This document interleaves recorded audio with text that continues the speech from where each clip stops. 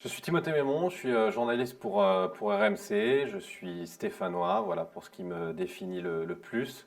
Et pourquoi je suis là? Je suis là pour la bonne et simple raison que je vais participer avec beaucoup de fierté au premier numéro de la revue de l'After qui va sortir donc à la mi-mai. On a entendu parler du projet il y a déjà un petit moment. Ça me semble une excellente idée parce qu'en fait, quand on parle de football, je trouve qu'en France, il y a deux marques, quand on parle de football et de médias, il y a deux marques qui sortent du lot. C'est l'équipe et l'after. L'équipe parce que c'est le journal en situation de monopole, mais qui n'est pas en plus un journal purement footballistique puisque c'est omnisport.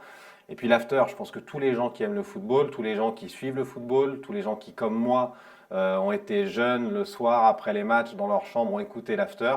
Voilà, tous les amoureux de football écoutent l'after, tout le monde connaît cette marque. Et à partir du moment où je faisais partie de cette famille, où je suis un passionné de football, un amoureux de cette marque, j'ai demandé à Daniel et à Gilbert de participer modestement. Alors moi j'avoue que l'actualité du foot m'intéresse, mais l'actualité des stars, le suivi, le côté un petit peu groupie m'intéresse pas beaucoup. L'histoire du foot me passionne, je le disais, je viens de Saint-Étienne. L'aspect social du foot est extrêmement important, je l'ai toujours dit, je pense que Saint-Étienne aujourd'hui est une ville de 400 000 habitants.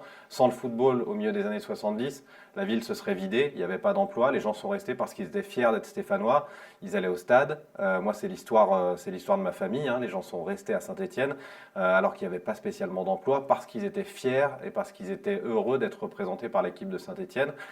Et je pense que ce lien entre le club et les supporters est extrêmement important. Par ailleurs, j'ai commencé à aller au stade à 3-4 ans avec mon père en latéral. À 12 ans, je suis allé en COP avec mon frère à Saint-Étienne. J'ai fait les deux COP, COP Sud, COP Nord. Et puis à 18 ans, je suis parti faire mes études pendant 3 ans. Je me suis éloigné de Geoffroy Guichard pour y revenir en tribune de presse. Une tribune de presse que j'ai pas quittée depuis. J'ai travaillé longtemps pour une radio stéphanoise. Donc en fait, je suis très attaché à cet aspect tribune. Et je suis, en tout cas quand je commente les matchs, c'est quelque chose que j'essaye de faire ressentir parce que je pense que le football, la Ligue 1, c'est une certaine intermittence du spectacle. En revanche, dans les tribunes, il n'y a pas d'intermittence, le spectacle est tout le temps là.